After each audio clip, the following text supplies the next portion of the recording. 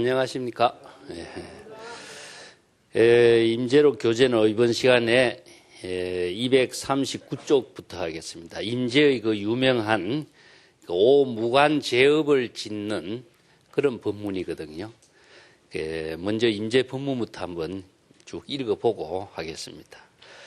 앞에서 이제 불도를 수행하는 사람은 5가지 무간지옥에 떨어지는 오역의 그 죄를 짓는 그런 사람이 되어야 된다. 이렇게 법문을 했는데 그 법문을 하니까 그 어떤 스님이 어떤 것이 그러면 5가지 무간지옥에 떨어지는 오역의 제업을 행하는 것입니까? 그래서 오역제업이라 그래요. 오역이라고 하는 제업이 납니다.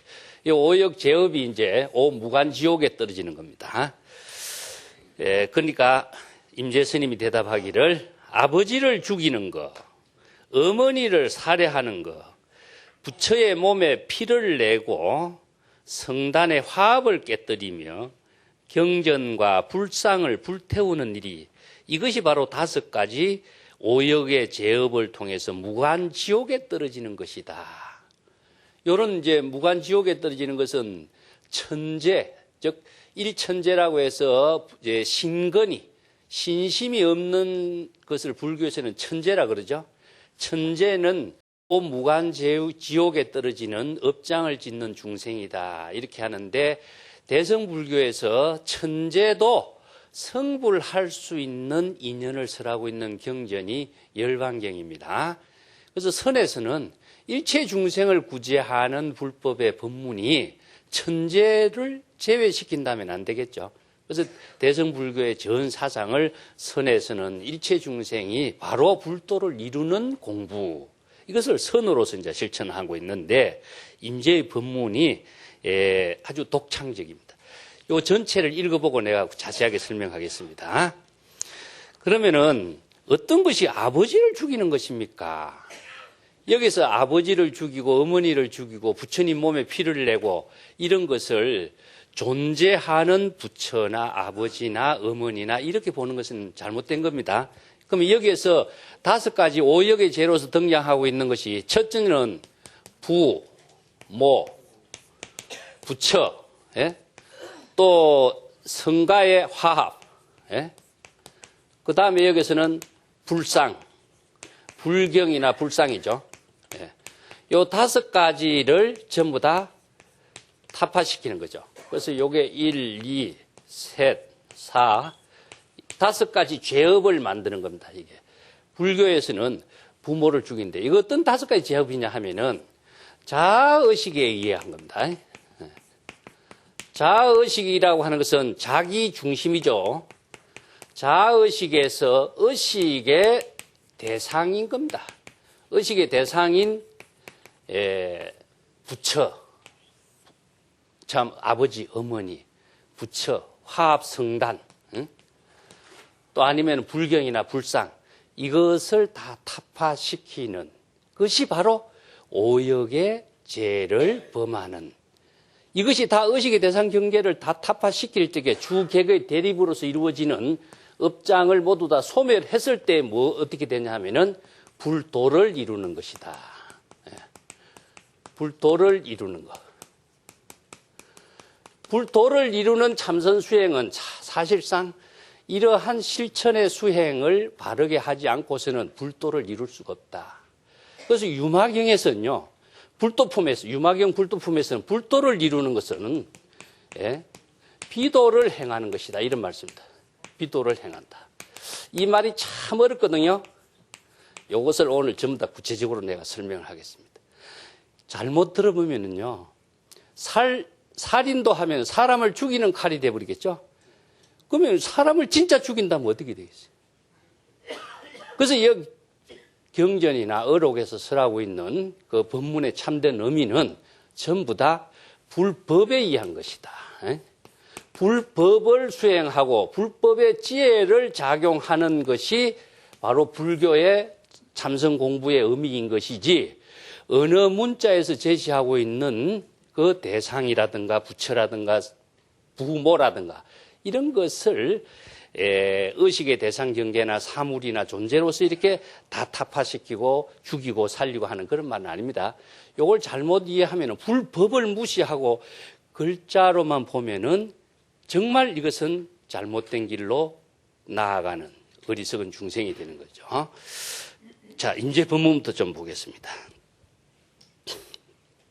어떤 것이 그럼 아버지를 죽이는 것이냐 하니까 인제의 대답이 무명이 아버지다. 무명. 자, 여기에서 무명이 아버지다. 그 무명이라는 것은 불법을 알지 못하는 무지무명을 말하죠. 무지무명이 바로 아버지인데, 무지무명이라는 것은 불법을 알지 못하는 것을 말하거든요. 그래서 이 무명이라고 하는 것은 자아의식에 의해서 무명과 무지에 의해갖고 지적인 착오를 일으키면서 생기는 겁니다. 그래서 바른 방향과 바른 방법을 알지 못하고 불법을 알지 못하고 중생이 미혹에 빠져서 업을 짓고 있는 것을 바로 무명이, 여기서 아버지다 비유하는 거죠. 그렇기 때문에 무명이 바로 아버지고, 그대들 마음의 한순간의 번뇌가 어디에서 일어나고 어디에서 일어났다가 또 없어지는지 알 수 없는 것 같다. 마치 허공에 메아리가 울려 퍼지는 것처럼 언제 어디서라도 번뇌 망념의 일이 없이 무사히 지내는 것이 아버지를 죽인다고 한다. 그러면 무명을 타파하는 것이 결국 아버지를 죽이는 것이죠. 자, 여기에서 어머니라고 하는 것인데 마찬가지입니다. 여기에서 부모라고 하는 그 의식은 자의식을 중심으로 해서 아버지다, 어머니라고 하는 것이 의식이 나오죠. 나 자신이 없다면은 나를 중심으로 해서 아버지다, 어머니라는 말이 나올 수가 없죠. 자의식 때문에 내 생각으로 이것은 옳은 것이고 이것은 이제 틀린 것이다, 이런 판단이 나오죠. 그렇기 때문에 자의식에 의해서 일어나고 있는 모든 대상 경계의 업장을 지금 부모라고 하는 말로서 이제 나누어서 이걸 오역에다가 비교시켜서 지금 설법을 하고 있습니다. 이 설법의 근거는 좀 이따 다시 설명하겠습니다. 두 번째는 무엇이냐 하면은 아버지를 죽이고 무명을 죽인다라고 하는 것은 무엇이냐? 지적인 착오를 극복하는 것이 뭐냐? 반야의 지혜를 구족하는 거죠. 반야의 지혜를 구족하는 것이 바로 아버지를 죽이는 것이다. 이렇게 표현하는 겁니다. 두 번째는 어떤 것이 그럼 어머니를 죽이는 것이냐 하니까 임재 스님이 탐욕과 애욕이 어머니다. 탐욕과 애욕심이 일어나는 것을 이제 어머니에다 비유시키는 거죠. 그래서 이것은 이제 탐욕, 애욕, 이것은 다른 말로 한다면은 소지장을 극복하는 것이라고 되고, 불교적인 전문적인 용어로 한다면은 번뇌, 망념, 무지, 불법을 극복하는 지혜를 구족하는 것이 소지장이 해결하는 것이고, 이것은 즉 중생이 모든 번뇌를 애욕이라고 하는 것이 번뇌를 만들어가는 모든 중심이 되고 있어요. 그래서 이걸 어머니에다 비유를 시키는 거예요. 그래서 우리의 마음을 크게 나눈다면은 마음의 작용이 지적인 착오와 또 감정적인 거, 또 아니면은 자기 의지적인 용명, 그래서 지, 정, 의 세 가지로 나오는데, 지적인 착오를 문제를 해결하는 것이 불교에서는 무엇이냐 하면은 반야의 지혜를 구족하는 것이고, 또 정과 애욕이라고 하는 것은 번뇌를 해결하는, 번뇌의 장애를 해결하는 것은 감정적으로 일어나고 있는 모든 번뇌를 소멸시키는 것이 바로 어머니를 여기에서 살해하는 것이다. 그래서 자기 중심으로 의식의 대상으로 지정의로 작용하고 있는 그 내용을 이렇게 부모로 나누어 놓은 겁니다.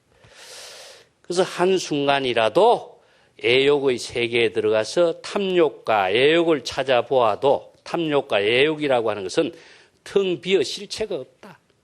이러한 사실을 알고 어디에서라도 일체의 모든 대상 경계와 탐욕과 애욕에 집착하지 않는 것을 어머니를 살해한다고 하는 것이다.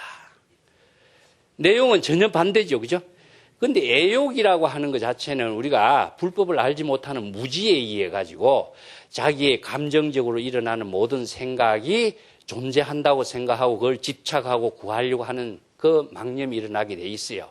그렇지만 자신이 중생심의 작용에서 일어나고 있는 사실을 바로 알게 될 때 자신이 불심으로 전환하게 되면은 중생심의 애욕과 무지무명은 다 타파되는 것이다. 그래서 불법을 알므로 해서 오역을 범하는 바른 안목을 갖추게 되는 것을 지금 설하고 있는 겁니다.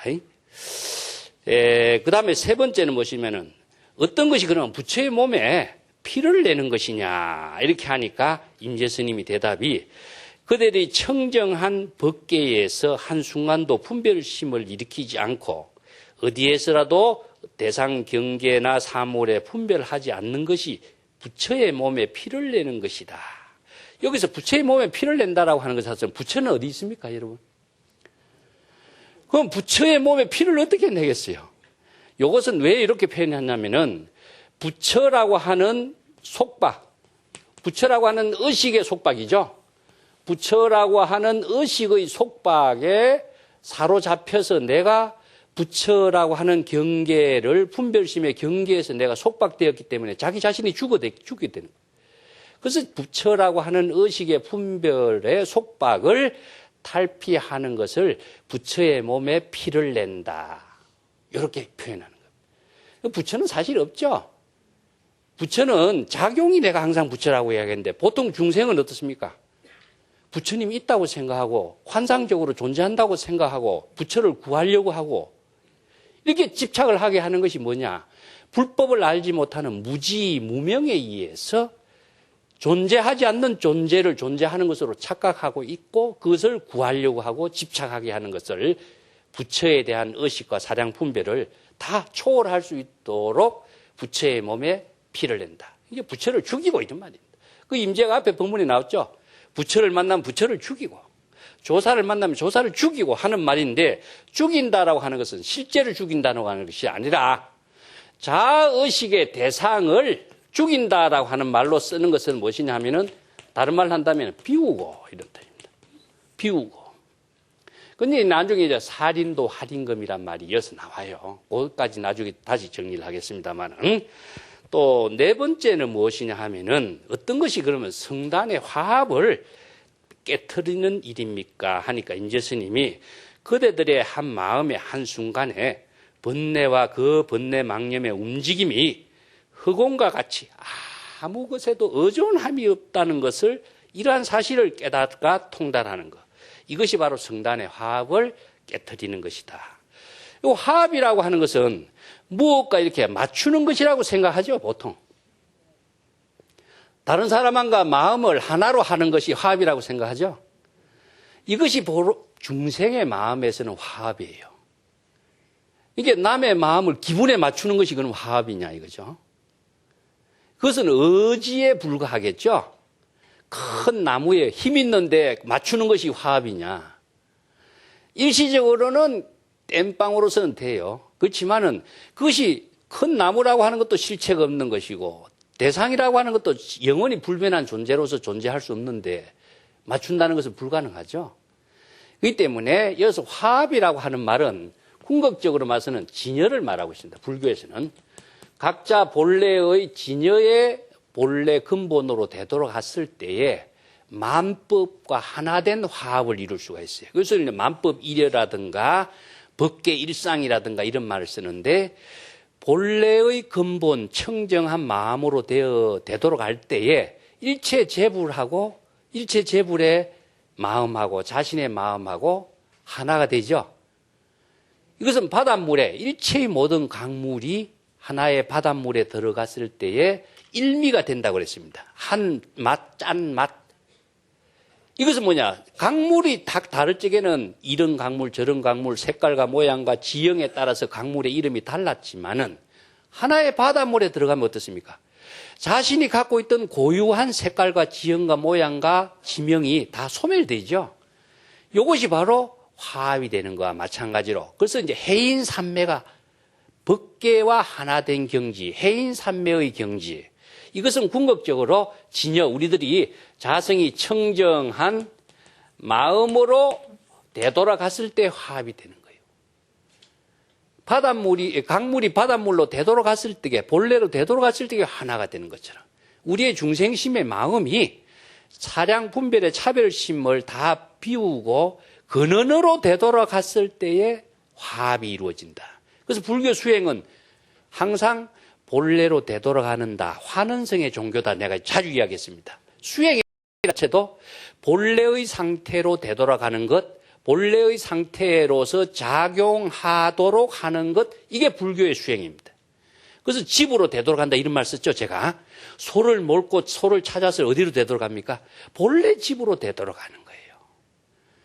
이게 불교의 수행은 바깥으로 찾아 헤매는 것이 아니라 본래로 되돌아가는 것이 불교의 깨달음이고 수행이고, 본래의 집으로 되돌아가는 경지를 안신인명이라고 내가 이야기했죠. 이게 바로 진여의 집으로 되돌아가는 거, 본래의 집으로 되돌아가는 거. 한 생각의 사량 분별이 일어나지 않는 본래 청정한 자신의 본래심으로 되돌아가는 그 작용을 화합이라고 한다. 그래서 원효가 화쟁 사상을 강조하고 성단의 화합을 강조하고 하는 것은 의견을 맞추는 것이 화합이 아닙니다. 의견을 아무리 맞추고 정치적으로 아무리 타협을 잘하고 하더라도 그것은 화합이 될 수가 없어요. 그것은 절충에 불과해요. 일시적인 문제 해결을 위해서 임시 방편으로 절충하는 것이지, 문제는 항상 남아있는 거예요. 문제가 남아있으면 거기에 따른 부작용이 항상 함께 작용하고 있는 것이기 때문에 그 부작용이 남아있는 문제를 가지고 화합이 될 수가 없어요. 그래서 불교에서 진정한 평화, 진정한 화합은 각자가 분별심을 다 비우는 겁니다. 이것은 마치 뭐와 같으냐면요, 보통 우리가 사람들이 자살을 한다 했을 적에 자살하는 이유가 무엇이냐면은 자기가 하는 일이 이루어지지 않고 소원이 성취가 되지 않기 때문에 더 이상 절망이다. 절망이니까 자기가 자살을 해버린다, 이런 문제가 나오죠. 그런데 불교에서 불법을 모르는 사람은 이런 어리석은 행동을 하는 것이죠. 여기에서 자기가 추구하고 있는 것은 명예와 이익과 재산과 거기에 따른 여러 가지 명리입니다. 그런데 포기한다라고 하는 말은 명리를 포기하고 명예를 포기하고 이익을 포기하면은 자신이 본래로 되돌아갔을 적에 자신의 생명의 활동이 다시 작용하는 힘이 나오는데 그것을 모르는 거예요. 이게 불교에서 현지라고 하고 현묘한 지혜의 묘용이라고 그래요. 이게 포기할 것은 무엇이냐 하면은 뜬 구름 같은 것만 포기하고 본래의 자신의 본분의 생명활동을 포기하지 않을 때에 진정한 자신의 생명활동이 이루어지는 거죠. 이것이 바로 불법의 현지인데, 이 현지를 바르게 알게 하기 위해서 지금 불교에서는 다양한 이런 법문을 쓰라고 있는 겁니다. 그래서 화합이라고 하는 것은 본래로 되돌아가는 것이다. 본래로 되돌아갔을 적에, 자, 여기서 바닷물이라고 하는 것 자체가 본래 물의 근원이라고 합시다. 물의 근원. 그럼 물이 바닷물에 떠났을 적에는 병에 담긴 물, 컵에 담긴 물, 강물, 뭐 여러 가지 호수의 물이 다르지만은 바닷물로 되돌아가면 어떻습니까? 본래로 되돌아가는 거죠. 거기에 가서는 무엇이냐? 일미가 되는 것이죠. 그래서 일미를 일려라고 하고, 선에서는 이것을 불교에서는 불이라고 그래요. 불의의 경지가 되도록 하는 것. 누구와? 일체의 나와 남과 또 일체의 차별 분별심과 사람과 갈등과의 모든 관계를 다 불의의 법문으로서 화합이 되도록 하는 것은 각자가 본래의 진여로 되도록 할 때에 일체의 모든 갈등이 다 소멸되는 겁니다. 갈등이 소멸된 그 경지가 바로 업장이 소멸되는 경지고, 업장이 소멸되니까 일체의 부작용이 일어날 수 있는 생사윤회의 고통이 없죠. 이것이 바로 진정한 화합이 되는 것을, 성가의 화합이 되도록 하는 것은 진여를 체득하는 것이다. 그래서 이런 경지를 무의라고 그럽니다. 무의. 의존함이 없는 것. 그래서 여기 임재는 무의 독탈이라고 그래요. 의존함이 없이 홀로 일체의 모든 경지를 다 탈출했다, 뛰어넘었다. 그래서 해탈의 경지인데 무의 독탈이란 말씀입니다. 여기 선에서는 불로션이란 말을 내가 썼죠. 허공에 가면은 자기 혼자만이 자유스럽게 살 수 있는 경지가 이 무의 독탈이다. 그래서 허공이 장애가 없는 그 경지에서 자유스럽게 자신의 지혜로 사는 모습이다. 다섯 번째는 어떤 것이 그러면 경전과 불상을 태우는 것입니까? 이렇게 질문하니까 임재스님이 인연으로 이루어진 모든 것은 본래 실체가 없는 것이고 공한 것이다. 왜냐? 인과 인의 결합에 의해서 존재하는 것이지 그것이 영원 불변의 존재로서 실체가 있는 것은 아니죠. 그래서 경전에서는 무엇입니까? 실무여법이요. 실체로서 존재할 수 있는 법은 없다. 왜냐? 인연법은. 그러고 영원 불변의 존재의 법이라는 것도 없다. 고정된 법이라고 하는 것 없다. 도라고 하는 것도 노자에서 이야기하는 고정된 도라고 하는 것은 상도라고 하는 건 없다 그랬죠. 이름도 마찬가지. 이름도 고정된 이름이라고 하는 것은 없어요. 임시 방편으로 다 붙인 이름일 뿐이다. 우리가 동서남북이라는 지명을 붙이는 것도 동서남북이라고 하는 지명을 편의적으로 갖다 붙인 것이지 동서남북이라는 고정된 방향이 있습니까? 내 중심으로 봤을 때 동서남북이 있지. 자아의식을 비우면 동서남북은 정해진 데가 없죠. 이거 똑 마찬가지예요. 그런데 사람들은 동서남북이 있다고 생각하거든. 이게 바로 중생이 참된 불법의 본질을 모르고 자기 생각대로 존재하고 있다고 생각하고 집착하고 그걸 또 분별심을 익히고 그걸 얻으려고 하는 것이 부처나 법이나 도나 어디에도 착각하고 있는 것이다. 경전과 불상을 태우는 건 뭐냐? 인연으로 이루어진 것은 본래 존재하는 것이다. 그러면 고정된 경전고 고정된 불법이라는 건 없어요. 그래서 무유정법이다 말 쓰는데 고정된 경전과 불상이라든가 법문이라든가 이것이 있다고 생각하는 것 자체가 얼마나 잘못된 것이냐. 그래서 불법의 완전한 이념법의 불법의 도리를 바로 깨달아 체득했을 때에 일체 개공이요 본래 무일물의 경지를 체득했을 때에 경전과 불상을 모두 다 태우는 것과 같은 경지다. 마음도 공하고 또 의식의 대상 경계인 일체의 모든 법도 공한 것을 깨달았을 때에 한순간의 결정코 일체의 번뇌 망념, 애욕이라든가 무명이라든가 이런 중생심으로 작용하고 있는 번뇌 망념을 모두 다 초월하고 초연하게 무사히 지내는 것이 바로 경전과 불상을 불태우는 것이다. 여기에서 무엇이냐면은 의식의 대상 경계를 모두 다 텅 비우는 그런 실천을 선의 실천 수행을 오역죄를 이제 범한다. 이런 말로 해서 임재의 법문을 오역문례라고 합니다. 자, 이것을 한번 봅시다. 오조 법연선사가 오종 가풍 가운데에 임재의 가풍을 이 한마디 오역문례라 표현한대. 그래서 다섯 가지, 자, 부모, 부처의 몸에 성단의 화합을, 불상과 경전을 다 태우는 이런 의식의 대상 경계를 다 실천하는 것. 다섯 가지 무관의 지옥에 떨어지는 이러한 실천을 했을 때에 바로 임재의 경지의 법문을 체득할 수 있다 한데 임재는 오역문례와 같은 이런 법문을 설했다. 임재의 설법은 파격적이죠. 임재의 설법은 오역을 범하는 설법을 했다. 이 설법의 법문을 듣고 나서는 천둥 우레를 한번 두드려 맞는 것과 같은 경지가 된다. 천둥 우레를 두드려 맞으면 다 죽어버리죠. 깜짝 다 놀래가지고 모든 놀라는 그 경지에서 일체의 모든 사량 분별이 다 끊어지죠. 살인도가 돼버려요. 자, 여러분들이 종소리를 한번 들으면은 종소리 들은과 동시에 일체의 사량 분별이 다 차단되는 것이 뭐냐? 문종성입니다. 새벽에 종을 치죠.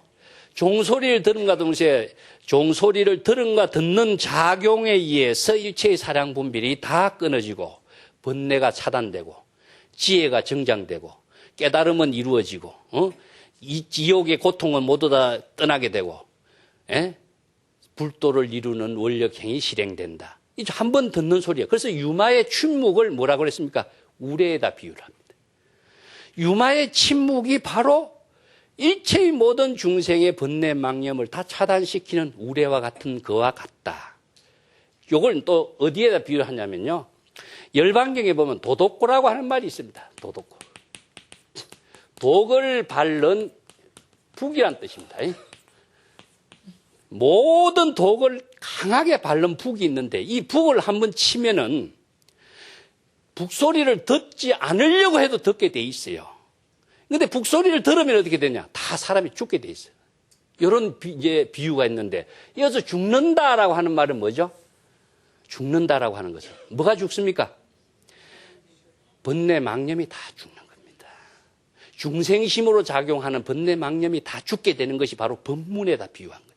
그래서 임재의 법문을 들으면은, 오역을 범하는 이 법문을 듣게 되면은 바로 중생심으로 작용하는 일체의 모든 망념, 부모에 대한 차별, 분별심에서 모든 생각, 의식의 대상 경계가 다 소멸된다. 그래서 바로 불도를 이루는 그 경지를 체득하게 된다. 이런 말씀입니다. 이 법문이, 오역을 범하는 법문의 설법이 어디에 나오냐? 유마경에 나옵니다. 유마경 불도품에 나와요. 그래서 임재는 유마경 이 불도품에 이런 말이 나옵니다. 불도를 통달하는 법은 어떻게 실천해야 됩니까? 하니까 유마경에서는 비도를 행하는 것이다. 이렇게 나와요. 비도를 행하는 것. 비도를 행하는 것. 야, 비도를 행하는 것이 무엇일까? 도가 아닌 것을 행하는 것인데, 그 비도를 행하는 가운데 문수사리가 유마일에게 질문했는데 유마일이 뭐라고 대답하냐면은, 오역의 범죄를 행하면서도 그 오역의 범죄를 행했다는 번뇌망념과 일체의 마음의 끄리낌이 없는 그 경지를 실천하는 것이다. 이 말이 나와요. 이 법문을 토대로 해서 오역의 범죄를 통해서 바로 비도를 실행한다. 여기서 비도라고 하는 말이 무엇이냐면요, 우리가 도라고 한다면 고정된 도가 있습니까, 여러분? 노자에서도 도가도요 비상도라 그런 말을 써요. 도라고 하는 말을 말했을 적에 고정된 도라고 하는 것은 말할 수 있다고 할 수 없다. 그렇게 나왔죠. 그러면 도라고 하는 말은 뭐 어떤 말입니까? 방편으로 제시한 거죠. 불법도 역시 방편의 언어예요. 그래서 고정된 법이라든가 고정된 도라고 하는 건 없어요. 그런데 고정된 도가 있다고 생각하는 것이 바로 중생이 자아의식에 대한 집착이거든요. 그래서 이 번뇌 망념의 자아의식을 모두 다 떨쳐버리기 위해서 비도를 행하는 것이다. 이렇게 했는데, 여기서 도라고 생각하는 것은 무엇이냐 하면 중생입니다. 그 중생은 자, 불도가 있다, 법이 있다, 깨달음의 경지가 있다고 생각하죠. 이게 바로 중생심으로 자기 자아의식으로 생각하는 판단이에요. 그러면 비도는 무엇이냐 하면은 이러한 중생심으로 생각하는 이 도를 행하지 않는 것이 비도예요. 그럼 비도는 뭐죠? 예? 예. 이건 불심의 지혜로 작용하는 것을 비도라 그래요. 그래서 비사량이란 이런 말도 쓰는데, 비사량이라고 하는 것은 사량하지 않는 것이란 이렇게 우리의 언어로서 보면 그런데, 사량의 모든 경지를 것을 비사량이라고 그래요. 이 때문에 고정적인 어떤 도라든가 불법이라든가 이런 것을 실행하려고 하는 것은 고정적인 어떤 중생심으로 작용하는 도고 불법인 것이지, 고정된 불법이나 고정된 도라고 하는 건 없어요. 그런데 고정된 도가 있다고 생각하고 따르는 거예요. 그렇기 때문에 운문의 설법이 이런 것이 나와. 부처님을 죽이고 조사를 죽이고 할 적에는, 부모를 죽이고는 부처님 전에서 참회를 할 수가 있지만은, 부처를 죽이고 조사를 죽이면 어떻게, 어디에 가서 참회를 해야 됩니까? 이런 질문이 나와요. 그러니까 운문은 뭐라고 하냐면요, 로라 그럽니다. 로. 이 운문은 일자 법문입니다. 그래서 운문의 법문 선문답에서 일자 법문을 이해하기가 선어록에서 가장 어려워요. 그래서 롤은 무엇이냐 하면은, 다른 말로 한다면은 명과 같습니다. 다 밝혀라. 다 드러내라. 계시하라. 그래서 이제 참회라고 하는 말과 여기 연결시킵니다. 참회. 참회라고 하는 참된 의미가 무엇이냐? 내가 전에 유마경의 참회 이야기를 했습니다. 죄의식을 가지고 있는 참회가 진정한 참회나, 죄의식이라고 하는 것은 자의식을 중심으로 해서 내가 무엇을 했다는 죄의식이라는 상대적인 분별심으로 작용하는 것을 죄의식이라고 하는데, 자의식을 가지고 죄의식을 가지고 참회가 가능하냐? 참회가 아니죠. 그거는 진정한 참회가 될 수 없어요. 그래서 죄의 자성이라든가 죄의 실체라든가 하는 것이 존재하는 것이 아니라 존재하지 않는데 죄의 존재 실체가 있다고 생각하고 참회하는 것은 참회가 되지 않습니다. 그와 마찬가지로 부처를 죽였다, 조사를 죽였다라고 하는 의식을 가지고는 참회가 될 수 없어요. 그렇기 때문에 의식을 전부 다 비워오는 거, 의식을 모두 다 비웠을 적에 진정한 참회가 돼. 그 의식을 비우는 그 힘이 무엇이냐? 불법에 의해서 일체의 모든 법은 자성이 없다. 자성이 없다라고 하는 것은 독자적인 어떤 근거나 생명력을 갖고 있는 것이 아니라 내가 분별심으로 작용해서 생각하는 대상 경계일 뿐이지 실제로는 존재하는 어떤 그 근거가 없죠. 없기 때문에 자신의 분별심과 망념을 비움으로 해서 청정하게 함으로 해서 진정한 참회가 되고, 청정하게 함으로 해서 궁극적으로 자기 자신이 해탈을 이루고, 청정하게 비움으로 해서 자기 자신이 깨달음의 생활을 작용하는 지혜와 공덕행의 삶을 이루게 하는 것이 참회가 되는 것이지, 죄의식을 갖고 무슨 참회가 돼요? 또 마찬가지입니다. 그래서 오역의 죄를 범해도 오역의 죄라고 하는 것 자체는 불법을 알지 못한 중생의 입장에서는 오역의 죄가 있습니다만은 불법을 진정하게 아는 사람은 오역의 죄라고 하는 건 없어요. 그렇게 오역의 죄라고 하는 중생심을 모두 다 비웠을 때에 진정한 참회가 되고 진정한 깨달음을 이루고 불도를 이루고 비도를 행하는 불도를 체득할 수가 있다. 이것을 지금 설하고 있는 것이 임재의 오역 문제입니다. 자, 이것을 조금 더 정리를 하겠습니다. 예. 여기에서 부모 미생전이란 법문이 나와요. 그래서 중국 부모 미생전의 본래 면목이죠. 예. 본래 면목. 본래 면목. 부모라고 하는 의식은 내 중생심으로 하고 있어요. 내가 부모라고 하는 분별심은 내 중생심으로 작용하고 있기 때문에, 다른 말로 하면 선과 악이라고 하는 겁니다.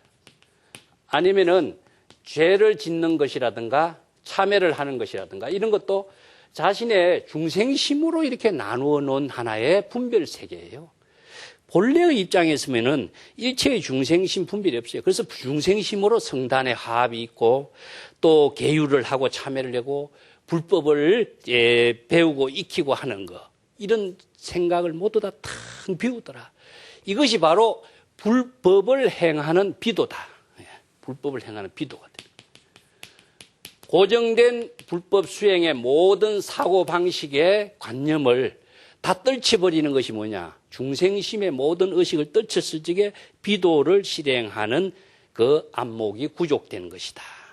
그래서 부는 무엇이냐? 지혜를 구족하는 것이고, 모를 죽이는 것은 무엇이냐? 애욕을 끊는 것이죠. 부를 살해했을 때 내가 지혜가 작용하고, 모를 살해했을 적에 자신의 애욕의 모든 것을 다 초월할 수 있어요. 그래서 마음속에서 번뇌장과 소지장을 모두 초월할 수 있는 것은 부모에 대한 차별 분별심을 다 초월했을 때 가능해요. 요 경지를 체득하기 위해서 선에서는 부모 미생전에 자신의 본래 면목을 체득하라. 부모에 대한 차별 분별심을 모두 다 떨쳐버리라. 선과 악을 모두 도막 사냥하라. 여기서 비도라는 말을 썼을 적에, 예를 들어서 불교에서는 악을 행하지 말라, 선도 행하지 말라 그러죠. 이게 비도입니다. 보통 다른 종교에서는 어떻습니까? 악을 멀리하고 선을 행하라 그러죠. 이게 중생심이라, 상도라 이게. 보통 도를 실행하는 거예요. 근데 선에서는, 불교에서는 악도 행하지 말고 선도 행하지 마라. 이게 비도입니다. 선과 악을 모두 한꺼번에 초월해서 일체의 모든 업장을 소멸할 수 있는 지혜가 작용하는 도를 실행하는 것을 비도라고 그래요. 근데 내가 전에 원효와 설총의 이야기가 했죠. 선을 행하지 말라 이렇게 충격적으로, 이게 비도예요. 그러면 선과 악을 모두 한꺼번에 초월했을 때 자신의 진정한 반야의 지혜가 작용하는 거죠. 이게 무엇이냐면은 살인도가 되는 겁니다. 살인도와 할인금은 동시에 이루어지는 겁니다. 예. 이것을 따로따로 작용하는 것이 아니라 동시에 이루어져요.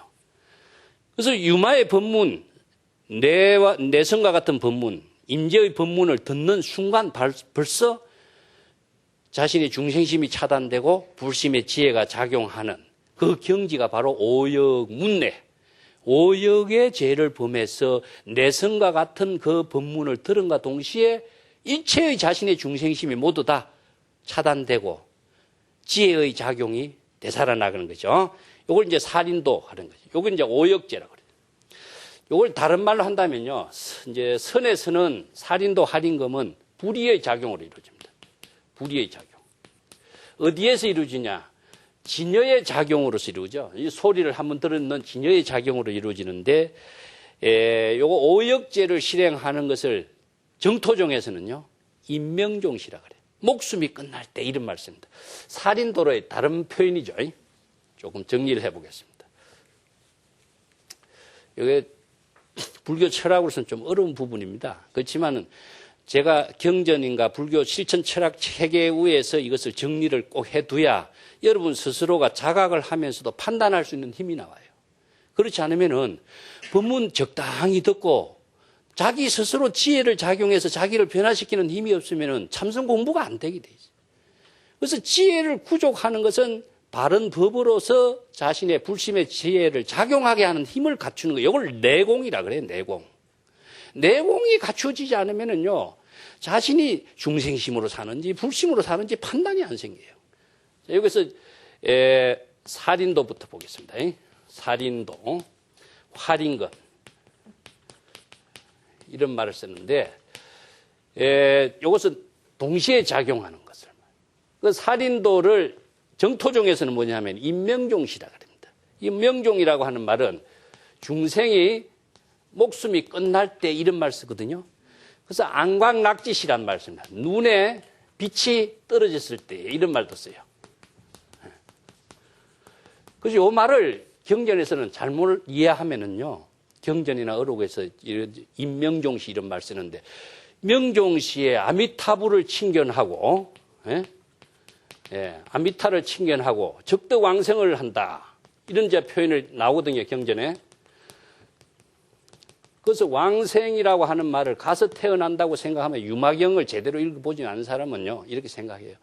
유마경의 법문을 잘 읽어보세요. 그 나라에 가서 태어난다라고 하는 의미가 무엇인가? 그래서 임명종시와 동시에 아미타불에 칭견하고 아미타불을 칭견하고 적덕왕생이 동시에 이루어집니다. 살인도와 할인금이 동시에 이루어지는 것처럼 여기서 눈에 빛이 뜨는 안광이라고 하는 것은 무엇이냐면은 안입이 설신으로 중생심으로 작용하는 빛이 소멸되고 진여의 지혜가 작용하는 것, 중생심으로 작용하는 생명의 목숨이 끊어지고 중생심으로 작용하는 안입이 설신의 광명, 지혜의 그 차별 분별심의 빛이 소멸했을 때에 깨달음의 경지를 이루는 것을 적덕왕생이라고 해요. 그래서 살인도 할인금은 동시에 이루어지는 거죠. 선에서는 살인도 할인금이라고 쓰지만은 정토종에서는 이렇게 말을 씁니다. 또 다른 말로 한다면은 낙양 법화경에 보면은 소신공양이란 말이 나옵니다. 내가 전에도 이야기했어요. 몸을 태우는 거죠. 소신했을 때에 공양이 이루어지는 거예요. 근데 이 소신은 무엇이냐면은 중생심의 아상인상의 몸을 다 태웠을 적에 공양이 이루어지는 겁니다. 그 소신이라고 해서 육체를 태워버린다 이렇게 생각하면 어떻게 되겠어요? 살인도 사람을 진짜 죽이는 것이 살인이라고 하면 어떻게 되겠어요? 그래서 중생심으로 작용하고 있는 모든 몸을 다 불태워 버렸을 때에 자신이 진정한 재불의 공양이 되는 것이죠. 이걸 다른 말 한다면 사중덕활이라고 합니다. 자신이 아상인상을 죽였을 때에 자신의 진정한 생명활동을 되살릴 수 있는 것을 말했어요. 이게 사중덕활입니다. 죽는다는 말은 뭐죠? 아상인상을 죽인다는 말이에요. 아상인상이 다 비워지고 아상인상이 다 없어졌을 때에 살아나는 것은 뭐죠? 지혜가 살아나는 겁니다. 중생심의 모든 아상인상을 다 비우는 것을 오역죄라 하고 살리는 것은 불심의 지혜가 되살아나게 하는 겁니다. 그래서 불교의 모든 수행체계는 정토종, 법화경, 화엄경, 선 어느 분야든지 간에 살인도와 할인금의 구조로서 다 끼워 맞출 수 있어요. 근데 이 글자를, 방편의 언어의 글자를 글자대로 본다면은 부작용이 일어나요. 그래서 법어로 읽어야 됩니다. 소신공양으로서 몸을 직접 태운다면 어떻게 되겠어요?